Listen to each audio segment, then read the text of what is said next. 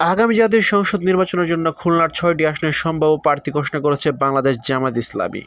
রোববার ৯ ফেব্রুয়ারি নগরীর আল ফারুক সোসাইটিতে এক দায়িত্বশীল সমাবেশে ৩টি আসনের প্রার্থী ঘোষণা দেন জামায়াতে ইসলামীর কেন্দ্রীয় সাংগঠনিক সেক্রেটারি ও খুলনা অঞ্চল পরিচালক মুহাদ্দিস আব্দুল খালেক।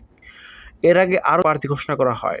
রোববার ঘোষিত ৩টি আসনের মধ্যে খুলনা ১ আসনে দাকব ও বটিয়াঘাটা উপজেলা জামায়াতে আমির শেখ ইউসুফ, খুলনা ২ আসনে সদর ও সোনাডাঙ্গা ও ১৬ থেকে ৩১ নং ওয়ার্ড কেন্দ্রীয় মজলিসের শুরা সদস্য মহানগর জামায়াতের সেক্রেটারি অ্যাডভোকেট শেখ জাহাঙ্গীর হোসাইন হেলাল এবং খুলনা ৩ আসনে খালিশপুর ও দৌলতপুর খানজাহান আলী ও ১ থেকে ১৫ নং ওয়ার্ড আরাংঘাটা ও যদিকপুল ইউনিয়ন কেন্দ্রীয় মজলিসের শুরা সদস্য মহানগরের আমির অধ্যাপক মাহফুজুর রহমানের নাম ঘোষণা করা হয়।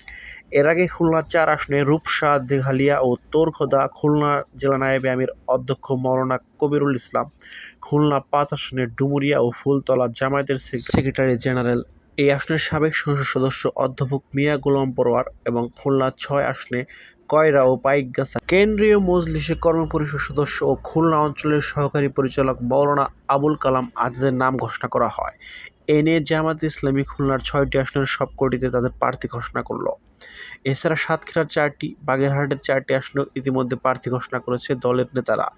এ নিয়ে মোট ১৪টি আসনে জামায়াতে ইসলামীর প্রার্থীদের নাম পাওয়া গেছে। মুহাদ্দিস আব্দুল খালেক বলেন, ছাত্র জনতার অংশগ্রহণে যে গণবিপ্লব ও নতুন স্বাধীনতা, সেই স্বাধীনতাকে বিপর্যস্ত করার জন্য নতুন কোনো চক্রান্ত করা হলে এদেশের ছাত্র জনতা তা প্রতিহত করবে। সফলতা বিপ্লবের জন্য একটি সুদীর্ঘ ক্ষেত্র প্রস্তুত করা জরুরি বলে মন্তব্য করেন তিনি।